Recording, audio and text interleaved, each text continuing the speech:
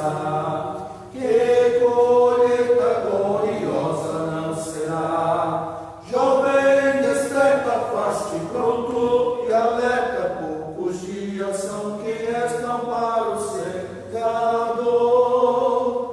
Amanhã já vai passando, não mais voltará. Da colheita o tempo brevemente findará. E perante o teu Senhor vazio te acharás.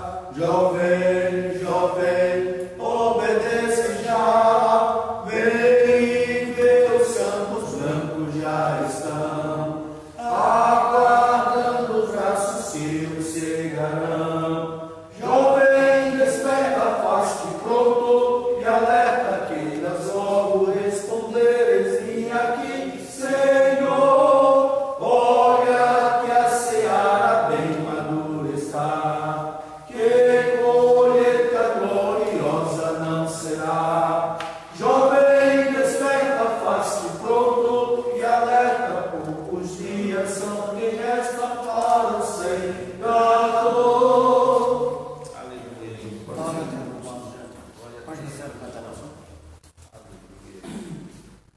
Pode ser a todos.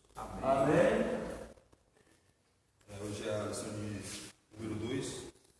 Queria que os irmãos façam de pé para nós lêssemos a leitura oficial. O tema é: existe somente um Deus, né? O texto bíblico básico é Deuteronômio 6, do 1 ao 9. A realização de vista, né? Poder acompanhar a sua Bíblia.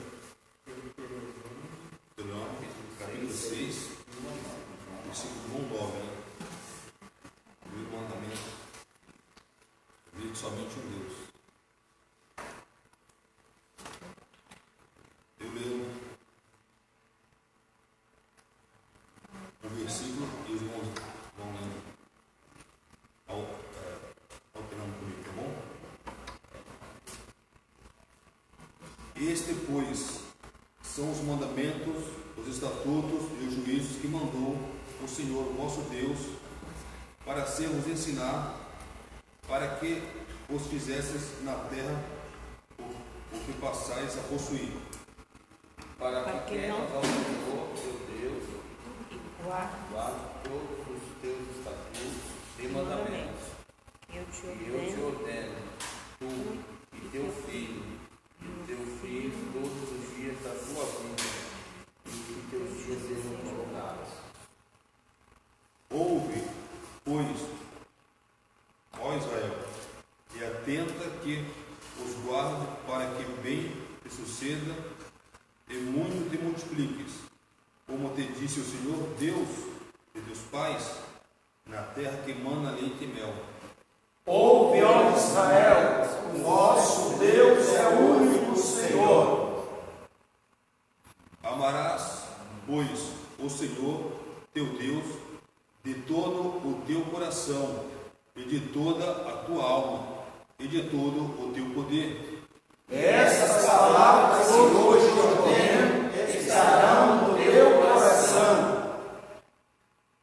E as intimarás a teu filho, e delas falarás, assentado em tua casa, e andando pelo caminho, e deitando-te, e levantando-te. Também as farás ensinada com a tua mão, e te serão colocadas entre os teus olhos. E as escreverás nos umbrais de tua casa e nas tuas portas. Amém? Havendo-te, pois, o Senhor Lá, título, texto é o versículo 9. textual. Perdoei. Textual.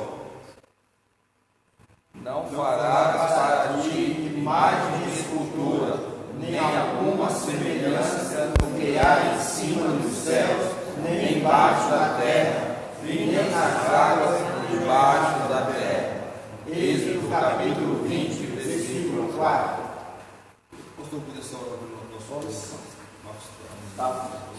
A paz do Senhor, meus irmãos. Amém. Glória a Deus. Vamos estar orando neste momento, pedindo as bênçãos de Deus sobre nossas vidas, sobre a vida do nosso irmão que vai estar neste momento transmitindo a santa palavra de Deus nesta manhã. Vamos orar. Pai, em nome de Jesus, nós te pedimos, Senhor, a tua bênção, a tua graça, a tua bondade e a tua misericórdia. Que na manhã deste dia, o Senhor Deus venha abrir os céus sobre a vida da tua igreja, que o teu Espírito Santo venha trabalhar em nossos corações, venha trabalhar em nossas vidas, que o Senhor Deus venha abrir a nossa mente, Pai, para compreender a tua palavra nesse dia, que possamos estar aqui de coração aberto para receber a tua palavra, Senhor, em nossos corações. Abençoa teus filhos, toma em tuas mãos aqueles que aqui estão, outros que estão acompanhando conosco em seus lares, suas casas. Abençoa os meus irmãos da melhor idade, os teus filhos e tuas filhas que queriam estar aqui nesta manhã, mas motivo de força maior, eles não podem estar aqui, mas eu sei que a tua presença está com eles aí. Eu te peço que a bênção do Senhor chegue no lar dos teus filhos, chegue na casa de cada um deles, que a tua boa mão esteja estendida para abençoar os teus filhos. Agora usa o teu servo, presbítero irmão Marcos, que vai nos trazer o ensino da tua palavra em o nome de Jesus. Amém. Irmão Marcos. Glória a Deus. Começa pela paz do Senhor. Hoje iremos falar da lição de número 2, onde tem como título: Existe somente um Deus. Então nós iremos falar de idolatria. Quem pode me dizer o que é idolatria?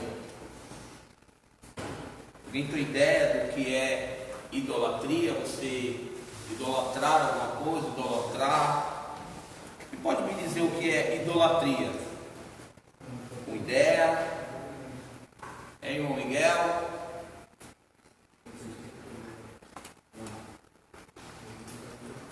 A idolatria, ela pode ter de várias maneiras. Nós podemos idolatrar pessoas, podemos idolatrar cantores famosos, podemos idolatrar jogadores, podemos idolatrar políticos.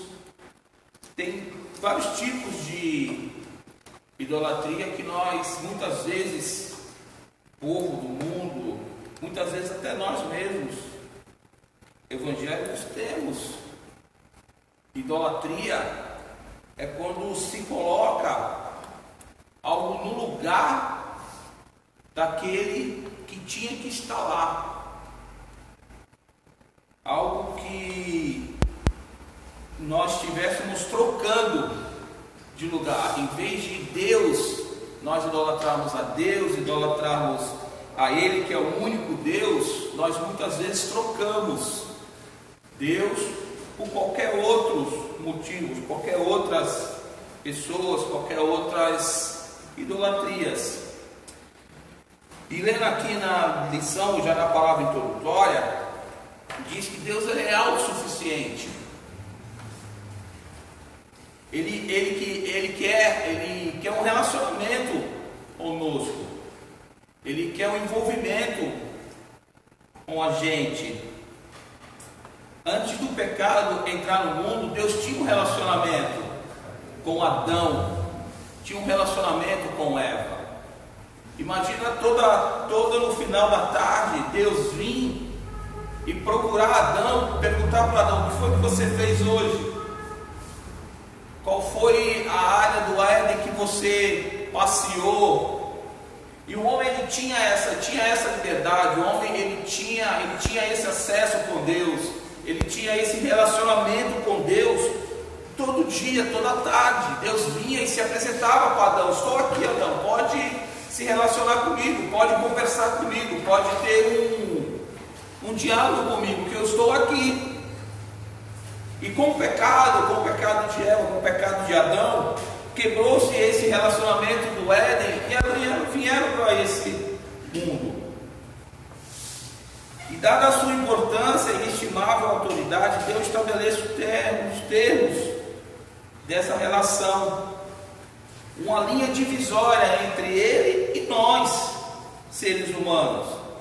Ele é o Criador, nós somos a criatura.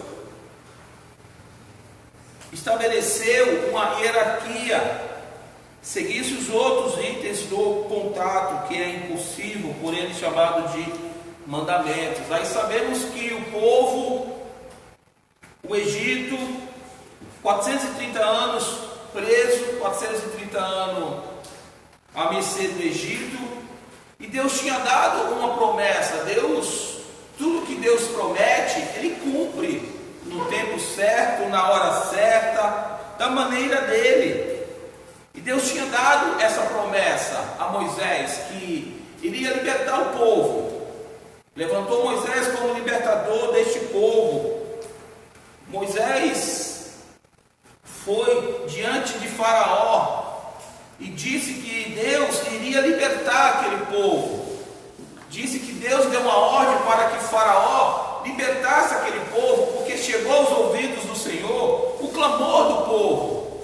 Chegou aos ouvidos de Deus o clamor do povo, o povo clamando que o povo estava escravo, estava cativo, estava sendo humilhado, e Deus amava e ama esse povo. E Deus levanta Moisés, que um dia Moisés passeando, ele mata um soldado egípcio, a esconde no deserto. Aí Deus usa uma sarça e fala com Moisés, levanta Moisés como libertador deste povo, e pede para Moisés ir até o Faraó e dizer que Deus iria libertar este povo, Deus iria libertar o povo dele, Deus iria acabar com o tempo de 430 anos que esse povo ficou preso, cativo, sofrendo.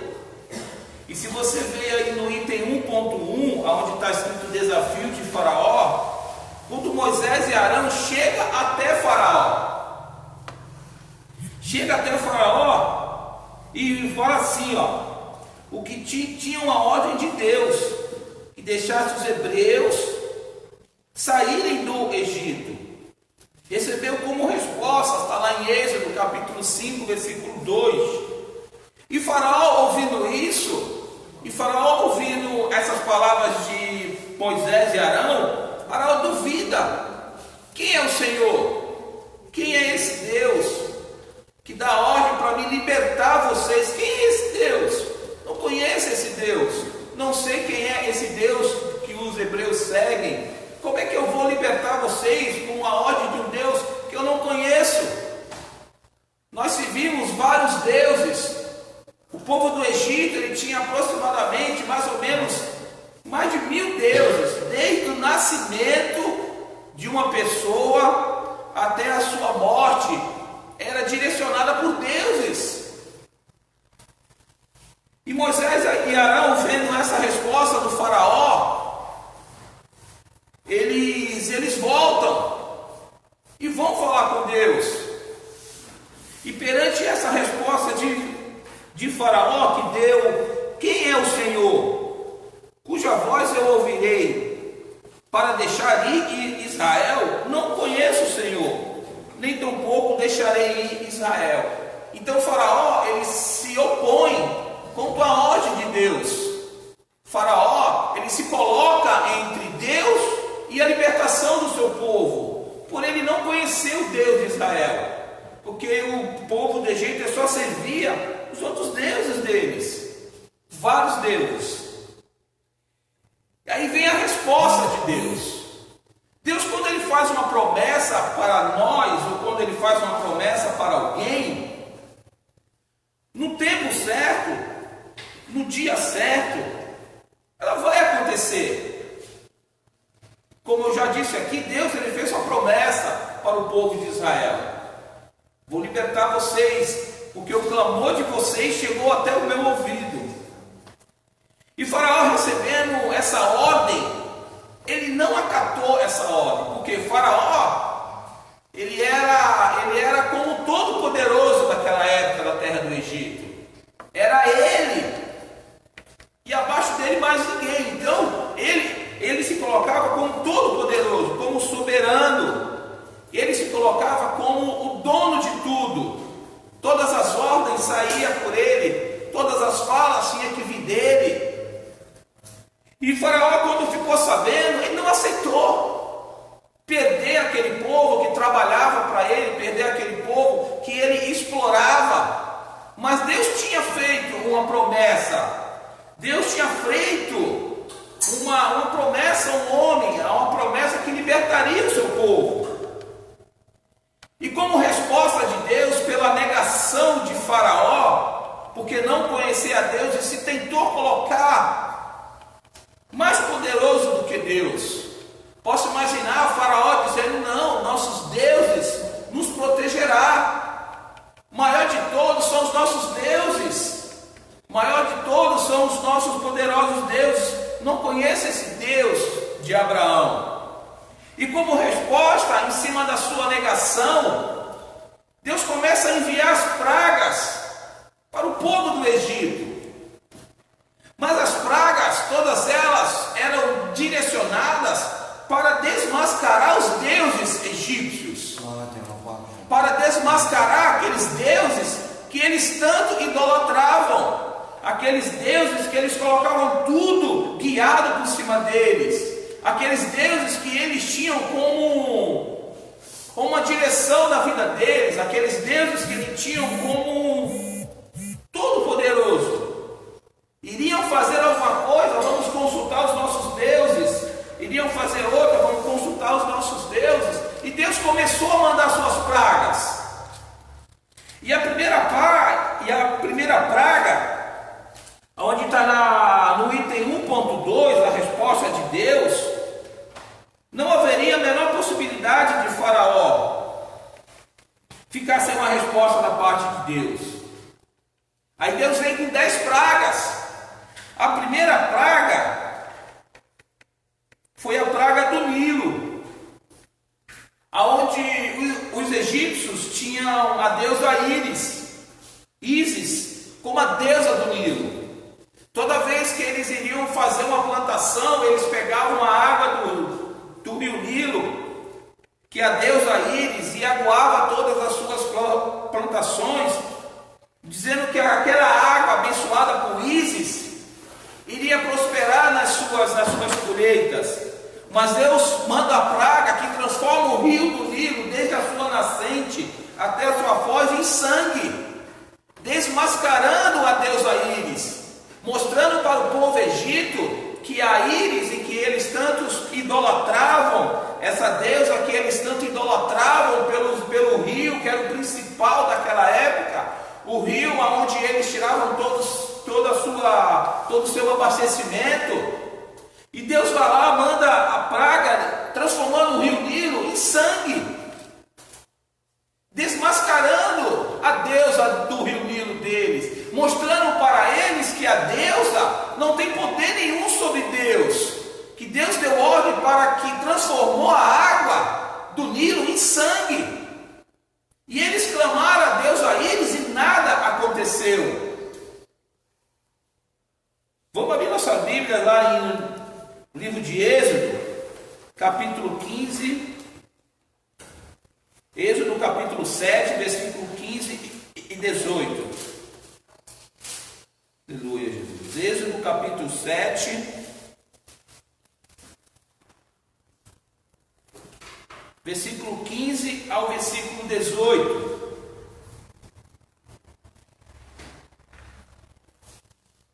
E está escrito assim, versículo 15: vai pela manhã, Faraó, eis que ele sairá às águas, põe-te em frente dela na praia do rio, e tomarás na tua mão a vara, que se tornou em cobra. E ele dirás: o Senhor, Deus dos Hebreus, não tem enviado te dizendo, deixe eu ir para o povo? para que me sirvas no deserto, porém eles até agora não têm ouvidos. Assim diz o Senhor, nisto saberás que eu sou Deus, eis que como a vara que tenho em minha mão, ferirei as águas que estão no rio, e tornar-se-ão em sangue. E eis que os peixes que estão no rio morrerão, e o rio cheirará mal, e os egípcios nausear-se-ão, bebendo a água do rio. Isso foi a primeira praga que Deus mandou para o Egito, mostrando para Faraó que ele é maior do que Faraó. E como aconteceu, como Deus disse, a água do rio se transformou em sangue, todos os peixes morreram, e o cheiro insuportável daquela água, o cheiro insuportável, todo o povo do Egito começou a sofrer. Mas, irmão Marcos, todos sofriam, os hebreus também sofriam com as pragas de Deus? Não. As pragas do Senhor, elas eram direcionadas só para o povo egípcio. O povo hebreu, nada acontecia com ele. O povo hebreu não participava dessas pragas, eles não sofriam essas pragas, só o povo egípcio que sofria essas pragas.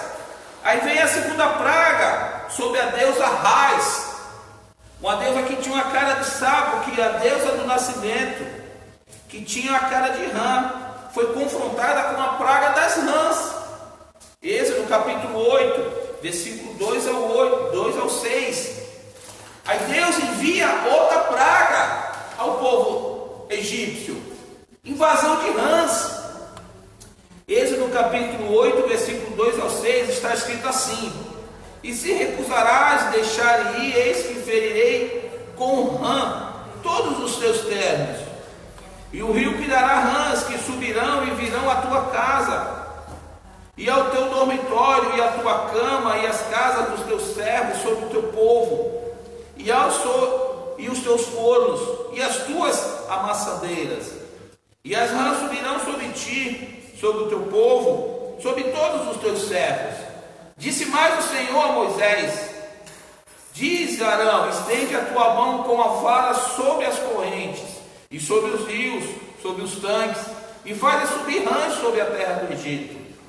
E Arão estendeu a mão sobre as águas do Egito, e subiram rãs, e cobriram a terra do Egito. Mais uma vez Deus prova para Faraó que ele é superior aos seus deuses. Na segunda praga, Deus prova a Faraó que eu sou Deus, eu sou maior do que os seus deuses. E aí vai se avançando as pragas. Aí tem a terceira praga, que tem como Deus deles, o Deus Sete, Deus do deserto, foi desmascarado por piolhos. Deus manda uma praga de piolhos para o Egito. Imagina aquele povo inteiro, aquela terra sendo coberta por piolhos. É nojento. E aquela terra inteira foi coberta por piolhos. Êxodo capítulo 8, 16 ao 19. Disse mais o Senhor a Moisés: disse a Arão, estende a tua vara e fere o pó da terra, para que se torne em piolhos toda a terra do Egito. Então, aonde tinha poeira, pó da terra, Deus transformou toda a poeira em piolhos. Então, aonde tinha lugar que poderia ter poeira, a poeira ela anda como é fácil. Você limpa alguma coisa aqui, você vai passar a mão, já tem poeira. Então tudo aquilo foi transformado em piolho, na sua cama, nos seus armários, nos seus fornos, nas suas amassadas. Então todo lugar que tivesse um grão de poeira foi transformado em piolho. Então aquele povo sofreu com essa praga.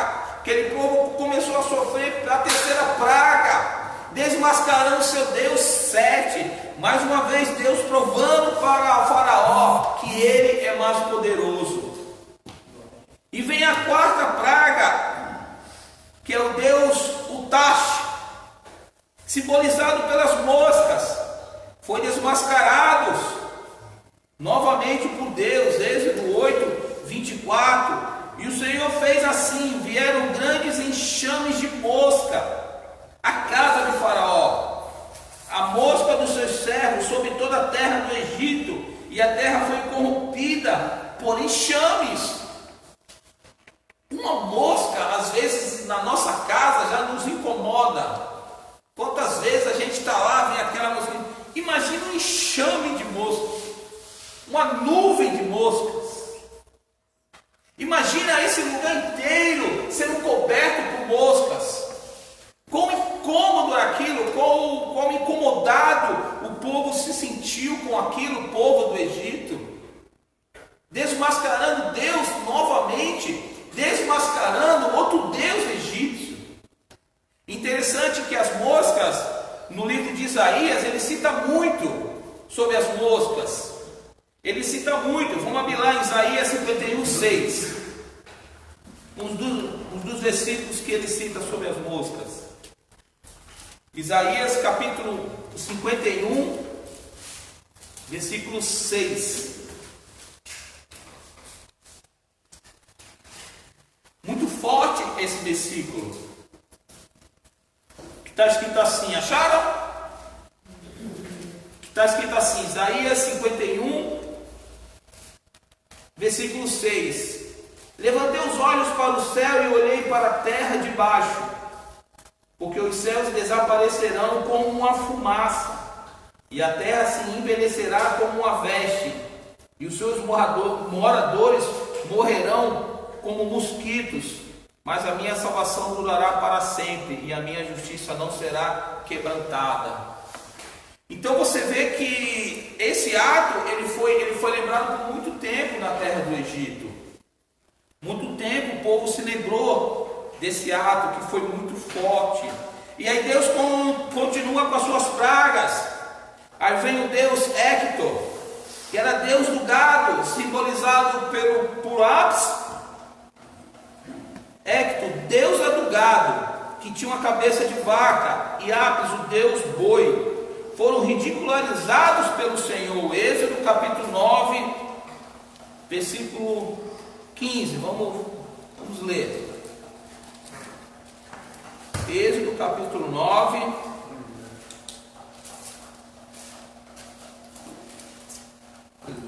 versículo 15. Praga das pestes dos animais. Êxodo 9, capítulo 9, versículo 15.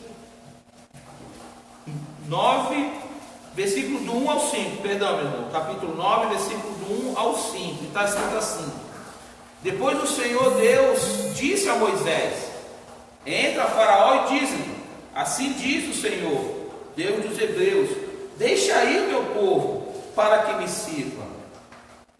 Porque se recusarás, deixarás ir aonde por força que detiveres. Eis que a mão do Senhor será sobre o teu gado, que está no campo, sobre os cavalos, sobre os jumentos, sobre os camelos, sobre os bois e sobre as ovelhas, com pestilências gravíssimas. E o Senhor fará separação entre o gado dos israelitas e o gado dos egípcios, para que nada morra de tudo que for dos filhos de Israel. E o Senhor assinalou certo tempo, dizendo: amanhã farás o Senhor essa coisa nessa terra. E o Senhor fez coisa no dia seguinte, e todo o gado egípcio morreu. Porém o gado dos filhos de Israel não morreu nenhum. Então todas as pragas que nós vamos ver, você vê que nenhuma dessas pragas atingiu o povo hebreu. Nenhuma dessa praga atingiu o povo escolhido. Nenhuma dessa praga atingiu aquele povo que Deus iria libertar para adorá-lo, iria libertar para engrandecer o nome dele, iria libertar para servir a Deus. Nenhuma dessas pragas que foram atingidas no Egito atingiu o povo egípcio. Até os gados que eram do povo israelita, Deus ele separou, ele deu ordem à praga: ó, você pega todos os gados egípcios, os gados israelitas do meu povo que vai me servir, você não atinge. A praga não atingiu nenhum animal que era do povo israelita. Nem o cavalo, nem o boi, nem uma vaca, nenhum. Só do povo egípcio. Então vemos mais uma vez que Deus, em meio das suas pragas lançadas no Egito, Ele guarda o povo dele. Ele cuida do povo dele, para que nada aconteça ao povo que o serve.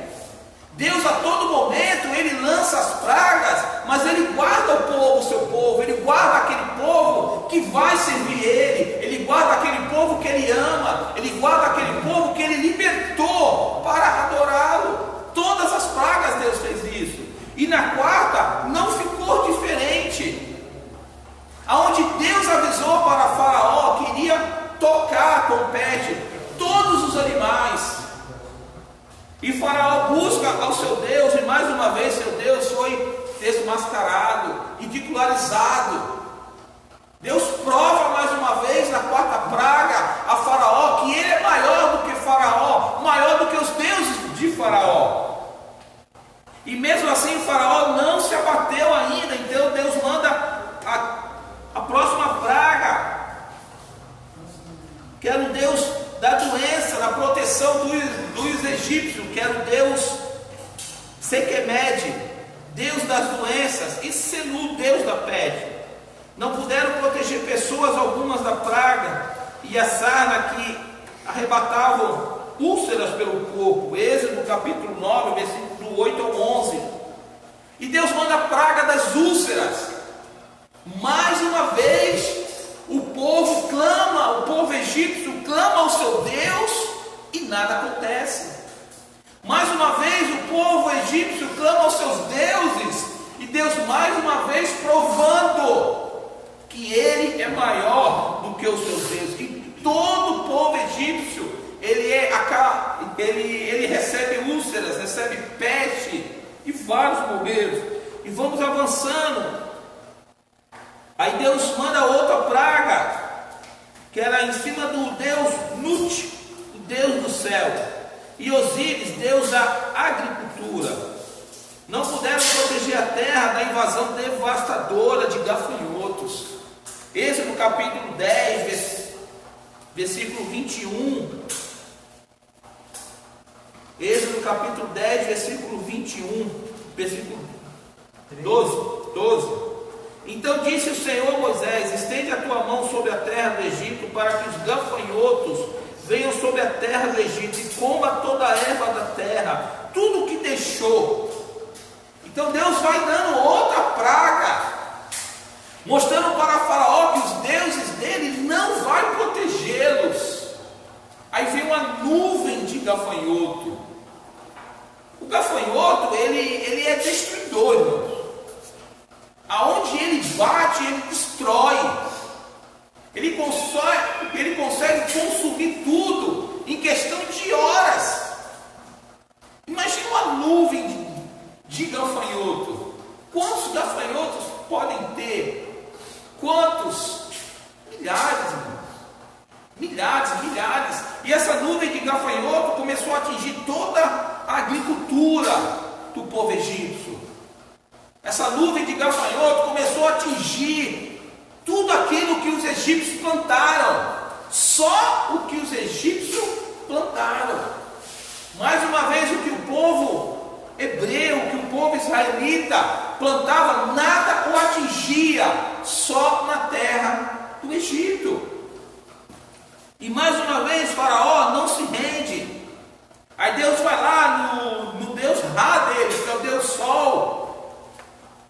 Não podem trazer luz quando o Senhor mandou trevas sobre o Egito. Êxodo capítulo 10, versículo 21.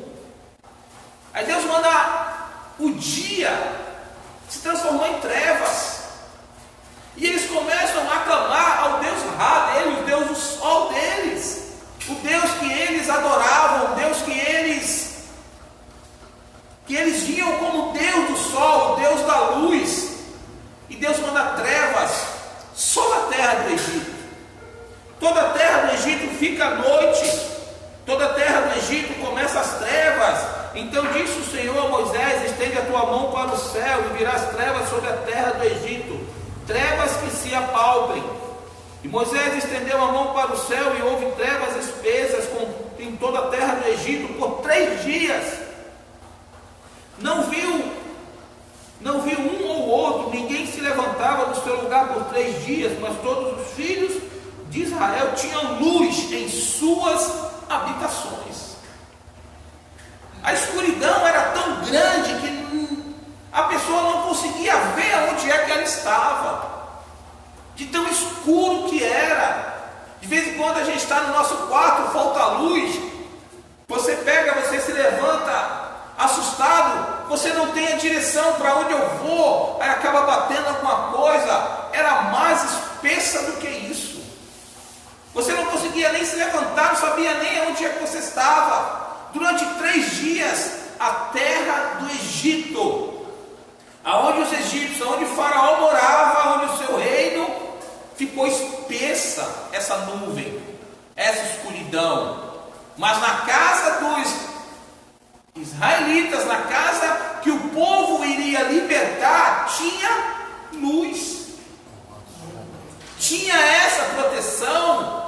Não faltou na terra do Egito a luz. Deus tirou a luz natural deles, Deus tirou, mas na terra, na casa dos egípcios tinha luz. Na casa dos egípcios estava lá a luz, porque Deus estava aguardando o seu povo para libertar, para adorar. Todo o intuito que Deus fez sobre a terra do Egito era para libertar seu povo, um povo que iria adorar, um povo protegido por Deus. E finalmente chega a morte dos primogênitos. Desabonou o próprio Faraó, que era dito como um dos protetores da família. A Deus, num ato só, Deus fere o Deus Requete, que é o Deus do nascimento. Todo filho egípcio que nascesse era entregado a essa deusa, Deus do nascimento, Deus Requete, e a deusa Isa, Deus das crianças. Então toda criança egípcia era entregue a essa deusa Isa, e toda criança que nascera era entregue a esse Deus Requete.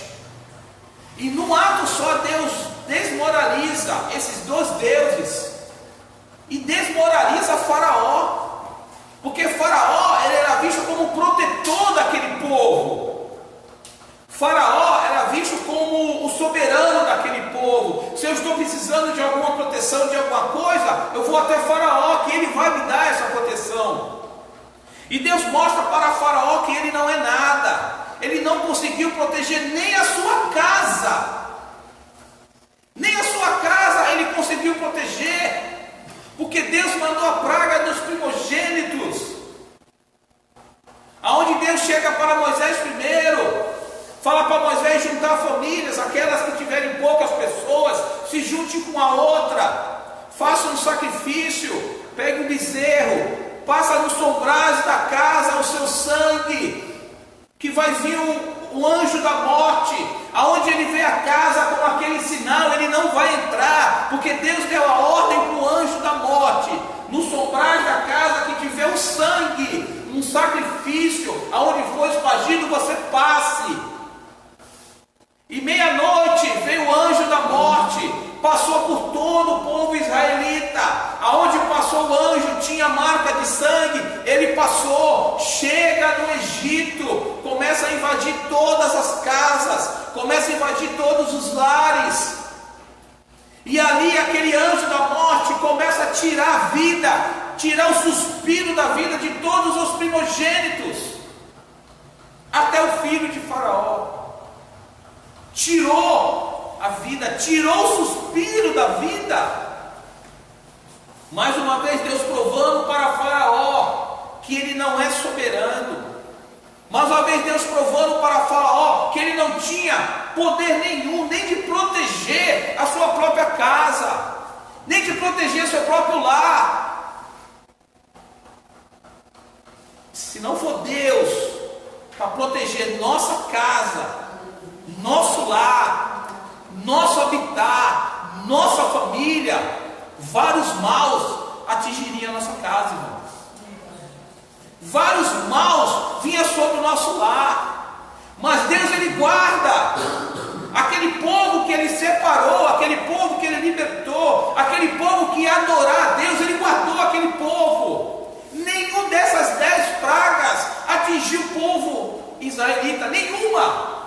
Todas pragas direcionadas a Faraó, todas pragas direcionadas para aquele homem que se achava o Todo-Poderoso, se achava o soberano, se achava o dono da verdade, se achava que ele tinha o poder, porque ele tinha um monte de deuses que guardava todos os passos dele. E Deus, dessas 10 pragas, desmascara os principais deuses egípcios, os principais deuses que eles adoravam como soberano dos deuses. Deus desmascarou todos. E avançando na lição, aonde Deus, no propósito de desmascarar todos os deuses, Deus queria que o povo adorasse um só Deus, a Ele. Esse foi o principal propósito de Deus, mostrar para o povo que Ele é o único soberano, Ele é o único Deus que deve ser adorado. Porque quando Deus libertasse o seu povo, como aconteceu depois da praga, Deus iria levar esse povo para uma terra de idolatria. Deus iria levar esse povo para uma terra que tinha outros deuses. E Deus tinha que mostrar para esse povo que Ele é o único Deus. Ele é o único que pode estar acima de tudo. Ele é Deus, Ele é soberano. Tudo está no controle dEle, tudo está na mão dEle, tudo está no controle dEle. E Deus libera, e o Faraó liberta o seu povo. E como todos nós já conhecemos, o povo passa o Mar Vermelho.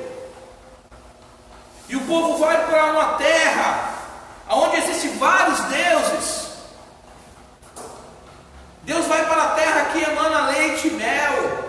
Só que nessa terra tem várias outras adorações. Tem Baal, tem Azira, tem o deus Moloque. Todos esses deuses pagãos, Deus do povo, do mundo, do povo que habitava naquela terra, naquela época, todos eles usavam crianças como sacrifício, usavam crianças como ofertas. Todos esses deuses, pela proteção daquele povo. E Deus, no item 2, que está escrito: Deus estabelece o monoteísmo. Monoteísmo, teísmo, adoração, adorar um só Deus. Monoteísmo, uno, adoração, só um Deus. Ao anunciar o primeiro mandamento, o próprio Deus adverte: não terás outro Deus diante de mim. Deus fala para o seu povo: não terá outro Deus a não ser eu. Nem em cima da terra, nem embaixo da terra, nem debaixo da terra, nem debaixo dos mares. Eu sou o único, não existe outro Deus. E a expressão diante de mim mostra a sua intolerância para qualquer presunção que visse estabelecer concorrência com ele. Por que então Deus faria outros deuses, por enquanto entregou a Moisés as tábuas da lei? Deus, quando dá para Moisés as tábuas da lei, era para o povo seguir, para o povo ter aquelas tábuas da lei e ser direcionado por elas. E dentro dessas leis, onde nós estudamos na lição passada, Deus, ele mostra para o povo que ele quer um relacionamento, ele quer uma direção. E em Êxodo capítulo 9, versículo 1, está escrito assim: depois o Senhor disse a Moisés: entra a Faraó, diz-lhe, assim diz o Senhor, Deus de Hebreu, deixa aí meu povo para que me sirva. Deus libertou o povo da opressão dos egípcios para servir a ele.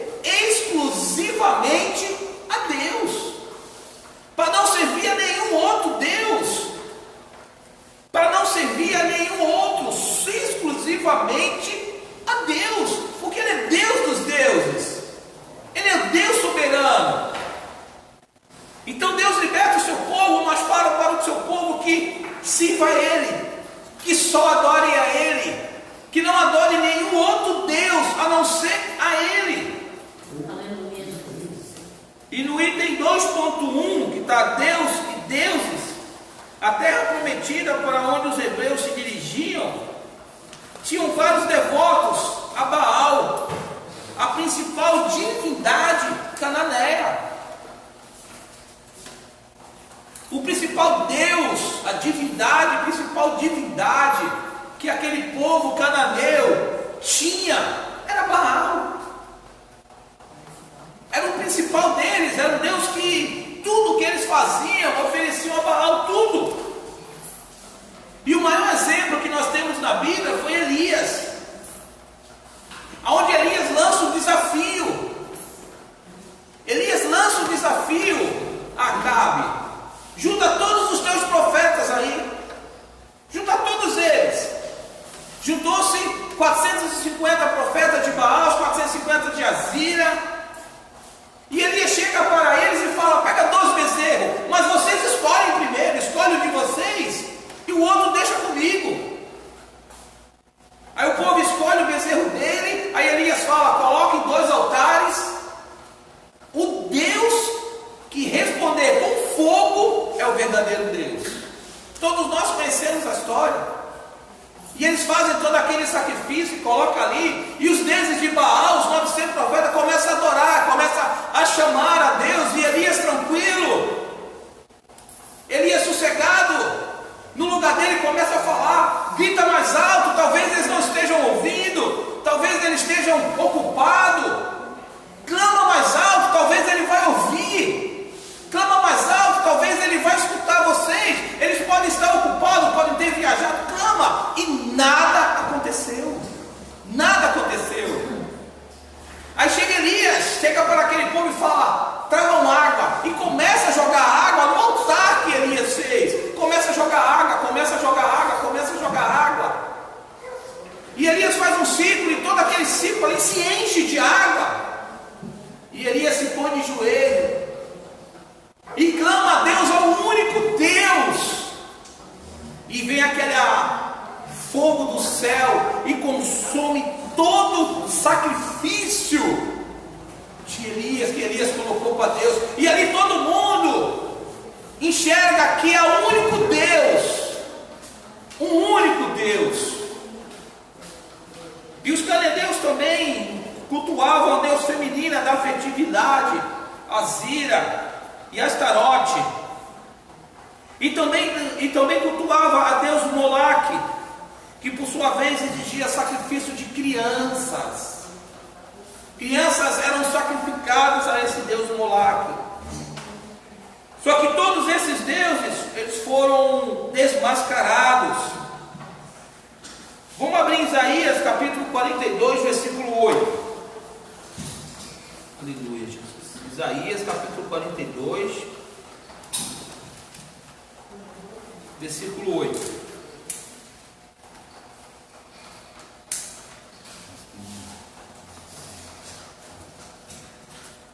Posso ler?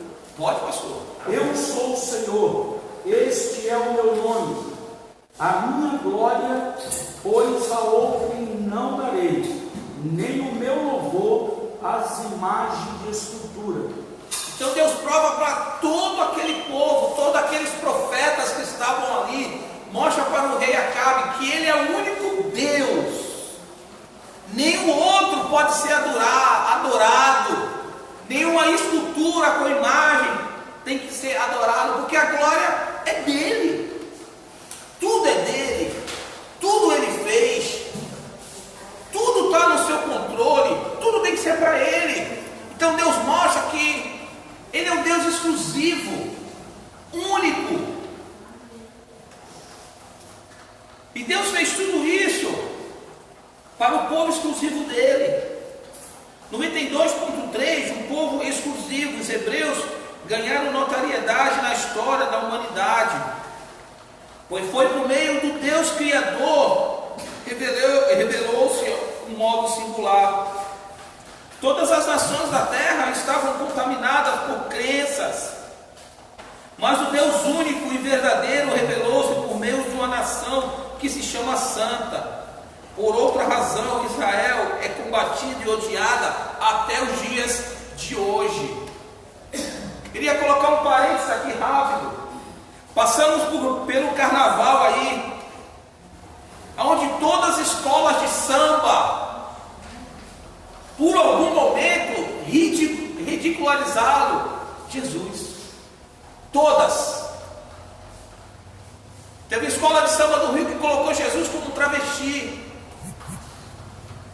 Todo o povo, em algum momento, tenta ridicularizar Jesus, colocando sempre Jesus abaixo, em segundo plano.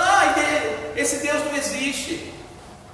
E Deus mostrou para aquele povo que Ele era o maior. E Deus está mostrando.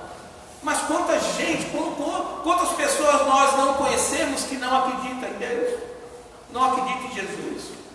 Tem outros deuses na sua vida, tem outros propósitos na sua vida. Quantas pessoas? Só que essas pessoas pensam que Deus ele vai ficar quieto, ele vai ficar parado. Não.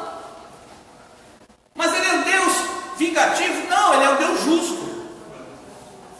Ele é um Deus justo. Ele não se deixa ridicularizar. Em Gálatas fala isso.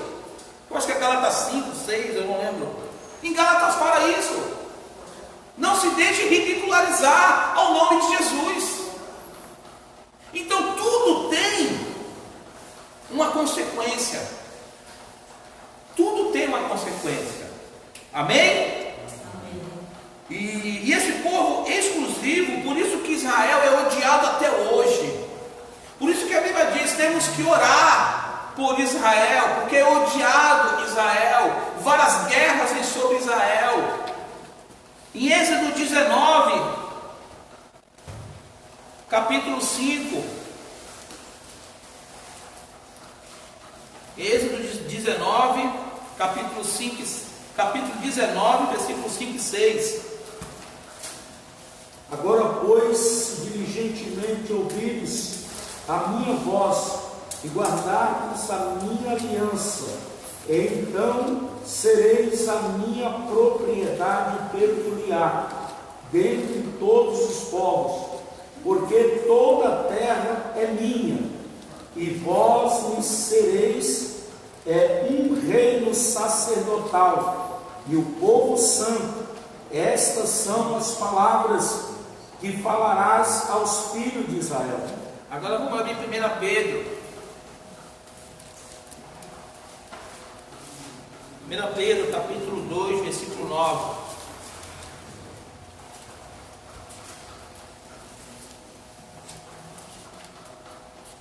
Pedro, capítulo 2, versículo 9. Quem achou pode ler. Mas vós sois a geração eleita, o sacerdócio real, a nação santa, o povo adquirido, para que anuncieis as virtudes daquele que vos chamou das trevas para a sua maravilhosa luz. Então a palavra de Deus fala que primeiro Deus separou aquele povo, para esse povo ser uma geração eleita, para anunciar o nome dele, para aqueles que estão nas trevas, vir para a luz. Nós somos esse povo santo, nós somos essa geração eleita, nós temos esse poder nas nossas mãos de anunciar a essa nação santa, um povo adquirido, comprado por Deus, a preço de sangue pelo seu Filho. Nós somos, já que os judeus rejeitaram, nós somos essa geração eleita. Nós fomos escolhidos, somos filhos de Abraão. Nós somos essa geração também. E tem 3 aí para a gente finalizar nessa última: exigências ligadas ao primeiro mandamento. O primeiro mandamento, 3.1, amor. Vamos abrir lá em Deuteronômio capítulo 6.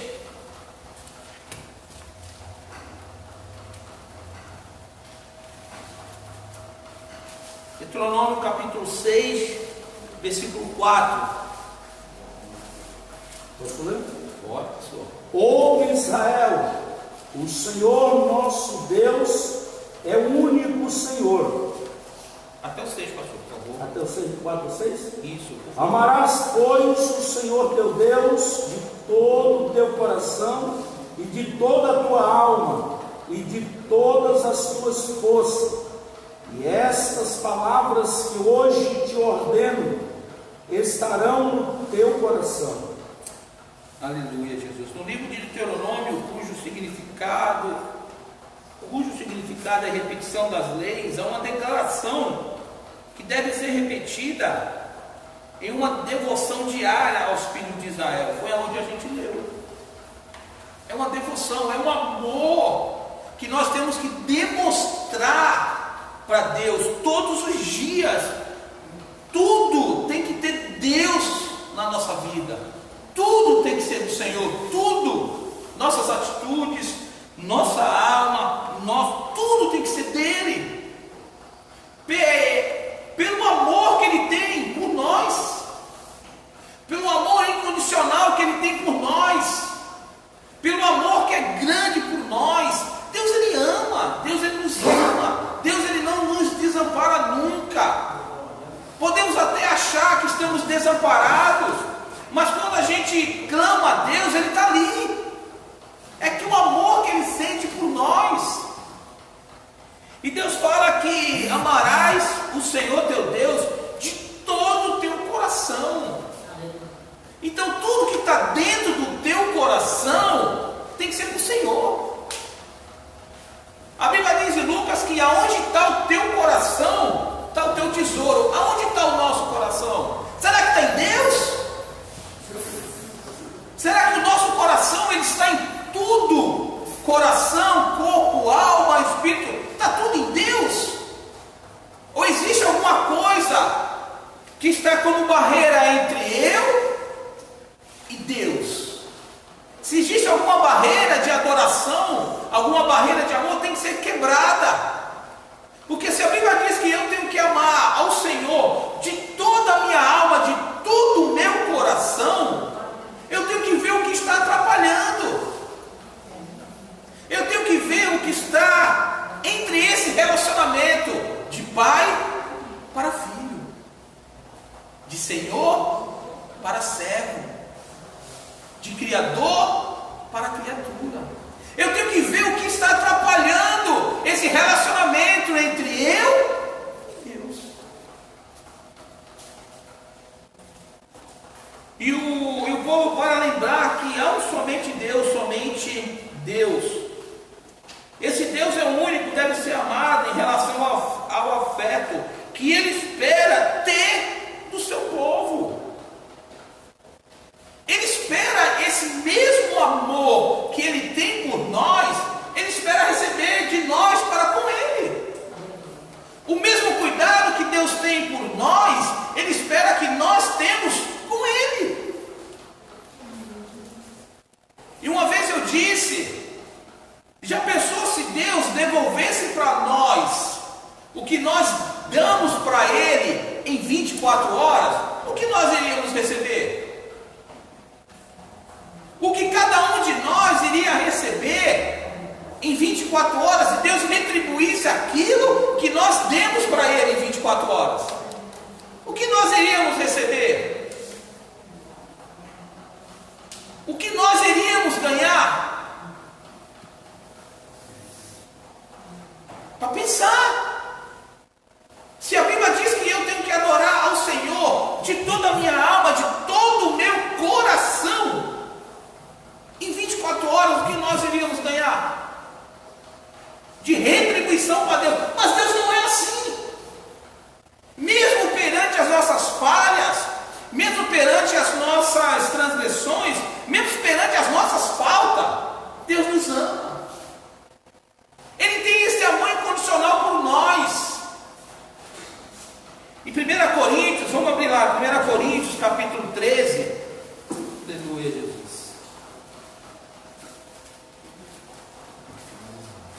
1 Coríntios capítulo 13, versículo 4 e 5. E está escrito assim, 1 Coríntios capítulo 13, versículo 4 e 5. O 4 está escrito assim: o amor é sofredor. benigno. O amor não é invejoso. O amor não trata com leviandade, não se ensoberbece, não se porta com indecência, não busca os seus interesses, não se irrita, não suspeita do mal, não folga da injustiça, mas folga com a verdade. O amor é tudo isso. Colossenses capítulo 3. Aleluia, Jesus. Colossenses capítulo 3, versículo 14. Está escrito assim: e sobre tudo isso revestimos de amor, que é vinculado da perfeição. Aleluias. E a paz de Deus, para a qual também foste chamado em um corpo, domine em vossos corações e sedes agradecidos. Éfeso capítulo 4, versículo 2. Livro de Éfeso, capítulo 4. Aleluias. Capítulo 2 está escrito assim: com toda a humildade, mansidão, com longanimidade, suportai-vos uns aos outros em amor.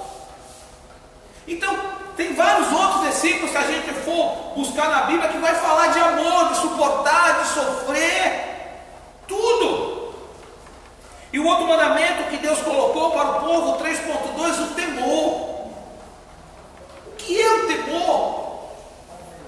O que é você ter temor de alguma coisa? O que é você ter temor de alguém? O que é você ter temor de um Deus que tudo fez, de um Deus que nos criou? O que é ter temor a Deus? Uma declaração que deveria ser repetida nas nossas devoções diárias: temor é uma das mais elevadas expressões humanas, podendo ser negativo ou positivo. Hebreus capítulo 2, versículo 15.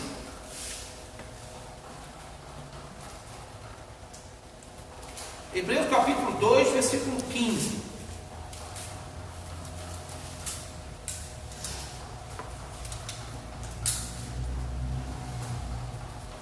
Está escrito assim: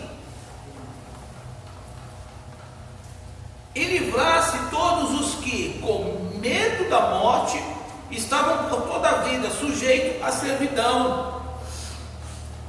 Mas há um temor positivo, o devido Deus, que implica absoluta reverência, a ser tanto por matar ou lançar a alma no inferno, tanto para dar vida. Mateus capítulo 10.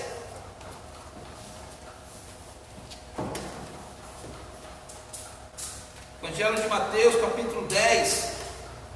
Eu vou finalizar. Capítulo 10, versículo 28.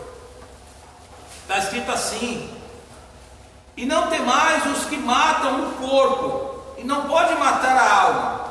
Temei antes aquele que pode fazer perecer no inferno a alma e o corpo. Muitas vezes a gente não tem temor com o nosso corpo, mas nós temos que temer é de perder a nossa alma. Nós temos que temer que a nossa alma vá para o inferno. Mas não vai a alma para o inferno e o corpo para o céu, não. Ou vai tudo para o céu ou tudo para o inferno. E numa passagem que ela fala forte em temor de Deus, é quando Davi peca. Davi ele errou, pecou, mas o temor de Davi teve foi tão grande que: Senhor, errei, falhei, pequei, mas não afaste de mim o teu espírito, não afaste de mim a tua presença, não afaste de mim esse amor, não afaste de mim esse cuidado. É o temor. Onde no livro de Hebreus, ainda capítulo 4,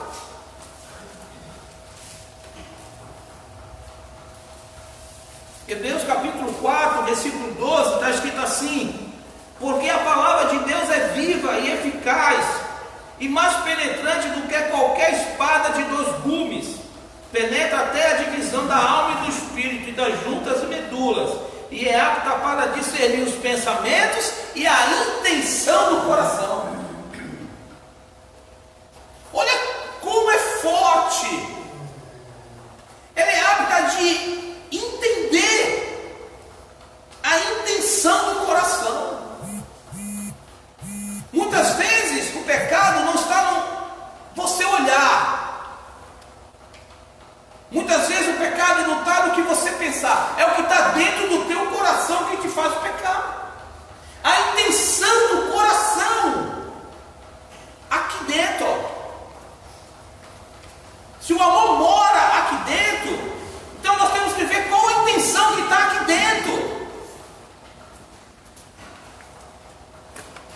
Salmos 139, verso de 1 ao 5. E já estou finalizando. Salmo 139, verso de 1 ao 5. Está escrito assim: Senhor, tu me sondastes e me conheces. Tu conheces o meu assentar e o meu levantar, de longe entendes o meu pensamento. Cercas o meu andar e o meu deitar, e conheces todos os meus caminhos. Seja que haja uma palavra na minha língua, eis que o Senhor tudo conhece. Tu me cercastes em volta e puseste sobre mim a tua mão. Então tudo que nós for fazer, Deus sabe. Tudo que a gente for pensar, Ele sabe. Todos os caminhos que nós andamos, Ele sabe. Tudo que você faz, Ele sabe. Ele sabe, é temor. Muitas vezes, eu não estou na igreja, eu não estou na frente de uma liderança, de algum departamento, ninguém está vendo. Mas lembre-se que Deus está vendo. Lembre-se que Ele está ali, ó, te observando. Ele conhece o teu levantar, Ele conhece o teu deitar, Ele conhece o teu caminho. Aonde você for, Deus está lá. Adoração. Nós somos propensos os seres humanos são propensos a uma devoção ligada a algo tangível. Por isso fabricam ídolos, que conferem a falsa sensação de uma entidade divina presente. Nós, seres humanos, temos a necessidade de adorar algo plausível, algo que esteja pegando. Deus, Ele é Espírito. Deus, Ele não é algo que nós possamos tocá-lo, não. Deus, Ele mora no nosso coração pela nossa fé, em acreditar que Deus está vivo. Deus, Ele está vivo. Hoje comemora-se a Páscoa, aonde a ressurreição de Cristo. Deus está vivo. Deus, Ele não é uma cadeira que eu posso pegar. Deus, Ele não é um livro. Deus não é nada plausível. Deus, Ele é o Espírito. Deus, Ele está vivo. Eu tenho que sentir a Deus, não pegar. Quantas imagens que tem olhos, que tem até semente louvor que fala, tem olhos, mas não enxerga, tem ouvido, mas não ouve, tem mão, mas não pega. Deus faz tudo isso. Deus, Ele nos ouve, Deus, Ele pega na nossa mão, Deus, Ele nos coloca de pé, Deus nos dá força, Deus nos dá coragem, Deus, Ele faz tudo isso, e Ele não é imagem, Ele é Espírito. Aleluias. Deus é isso. Ele não precisa, Deus não precisa de uma imagem para ser adorado. Não, Deus, Ele pode ser adorado a todo momento, a todo segundo, a todo instante, na tua casa, no teu serviço, no teu banheiro, você lavando a louça, você cortando um mato, você fazendo uma obra. Tudo que você for fazer, você pode ter Deus do teu lado, porque Ele não é plausível, Ele é sentido. Ele é sentido no teu coração, Ele está presente, Ele não está distante, Ele está do meu lado. Aleluias. Confiança, 3.4, Jeremias capítulo 17. Aleluias. Um pouquinho me finalizar. Jeremias capítulo 17, versículos 7 e 8, que está escrito assim: bendito o varão que confia no Senhor e cuja esperança é o Senhor, porque ele será como a árvore plantada junto às águas, que estende as suas raízes para o ribeiro, e não receia quando vem o calor, mas sua folha fica verde no ano de sequidão, não se afadirá, não se fadigar, nem deixar de dar frutos. Nós temos que confiar em quem? Em Deus. Eu não tenho que confiar no pastor Evaldo, eu não tenho que confiar no pastor Paulo, eu não tenho que confiar em nenhum outro pastor, nenhum outro bispo. Não, minha confiança está em Deus. Pastor Evaldo, você pode orar por mim, mas quem faz algo na minha vida é Deus. Quem fez algo na minha casa foi Deus. Quem faz algo na casa dos irmãos é Deus, não é nem humano, é Deus. Deus que faz isso. Então a minha confiança tem que ser nele. Eu tenho que acreditar nele. Eu tenho que crer nele, porque a confiança está nele. Salmos 37, Salmo 37, verso 3, está escrito: confia no Senhor e faz o bem, habitarás na terra e verdadeiramente serás alimentado. Confia no Senhor. Aleluia. Salmo 56, verso 3. Salmo 56, verso 3. No dia em que eu temer, hei de confiar em ti.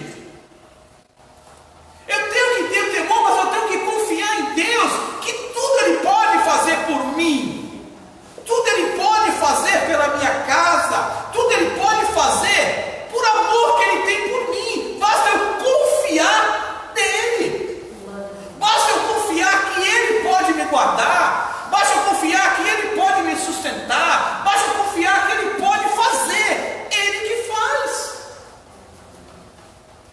E a última exigência de Deus, a obediência. Como é difícil obedecer. No que tange os seus preceitos eternos, o Altíssimo, intransigente, a bênção resulta na obediência e a maldição na desobediência. Em Deuteronômio está lá o livro As Bênçãos, no outro a maldição. Estão nas suas mãos, você escolhe, você quer o quê? Bênção ou maldição? Só que para isso tem que ter obediência e desobediência. Mas é tão difícil a obediência. Tiago capítulo 1, versículo 22, vamos lá. Tiago capítulo 1, versículo 22, está escrito assim: e sedes cumpridores da palavra, e não ouvintes. Quantas pessoas ouvem, mas não cumprem? Eu não tenho que ouvir. Sim, a fé vem de ouvir a palavra de Deus. Sim, eu tenho que ouvir e praticar. Não adianta eu ouvir e não praticar. Não adianta eu saber que a minha confiança está no Senhor, mas eu não pratico a confiança nele. Não adianta eu saber que no tempo de sequidão eu sou como uma árvore plantada à beira do ribeiro, que chegará um tempo que ela dará fruto, se eu não pratico isso. Se eu não tenho essa confiança, se eu não tenho essa firmeza, eu tenho que ouvir, descer para o coração e crer, e me segurar nisso, falar: não, eu creio que Deus vai fazer, eu acredito, porque a minha confiança está nele, e eu tenho que obedecer aquilo que ele falou, a sua palavra. Aleluias. 1 Samuel capítulo 15.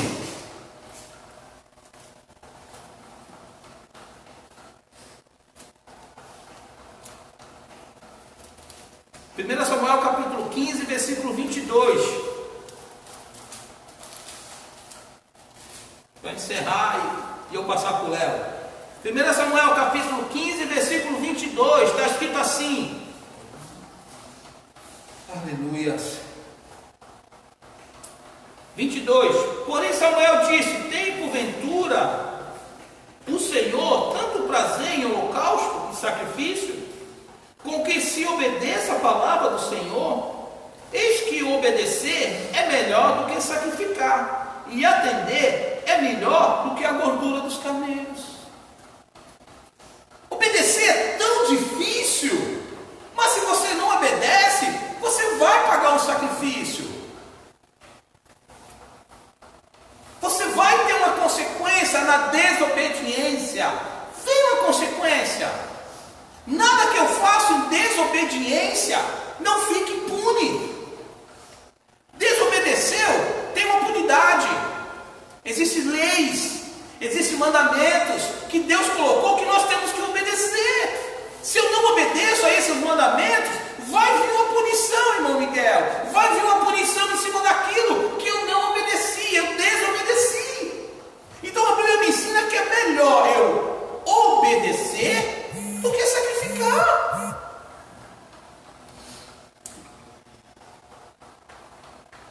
Aí a conclusão.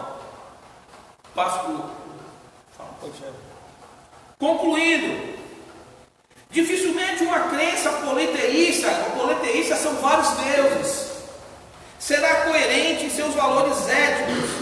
A divindade não concordam entre si quanto ao que se pode ou não pode fazer, o que garante o absolutismo de um padrão ético elevado, capaz de obedecer uma relação harmoniosa entre o homem e os seus semelhantes. O fato de existir um Deus em que ao mesmo tempo onipotente, justo, bom e capaz de se aproximar dos seres que criou, estabelecendo contato com eles à base do amor. Então a gente vê que desde que Deus libertou o povo dele, desde que Deus fez o homem e a mulher, Ele quer um relacionamento conosco. Ele quer essa aproximação. Ele quer esse carinho. O mesmo amor que Ele tem por mim, por nós, Ele quer que nós tenhamos com Ele. Então vamos adorar o único Deus. Onde está o nosso coração, está o nosso tesouro. Amém? Aleluia, Jesus.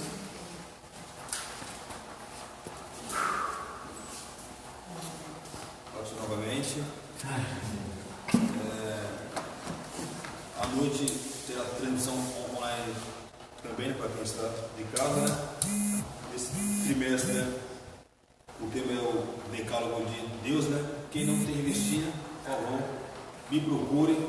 Quem estiver assistindo em casa, por favor, fale com o seu líder ou com a sua líder. Ele vai estar me mandando uma mensagem e eu vou estar entregando, tá bom? Domingo que vem a lição 3, queria que vamos ficar assim de pé, vamos orar, encerrar, para as casas.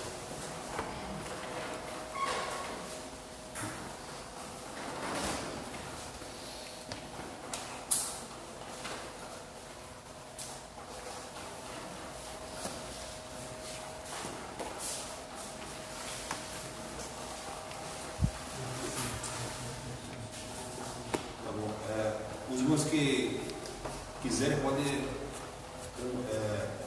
continuar na oração das 10 às 11, tá bom? Oremos. Senhor, meu Deus e Pai, te agradeço por essa escolha dominical, te agradeço pelo ensino que foi nos ensinado nessa manhã, Pai amado, que nós possamos aplicar em nossas vidas, ó Pai amado. Vamos agora ir embora para nossas casas, nos leve em paz, livrando de todo mal, Pai amado, nos dê um culto abençoado na tua presença, Pai, para o meu irmão e a minha irmã que está em casa, que não pode cultuar por enquanto, Pai. Dá vitória, dá graça para ele, em nome de Jesus. Amém, Senhor.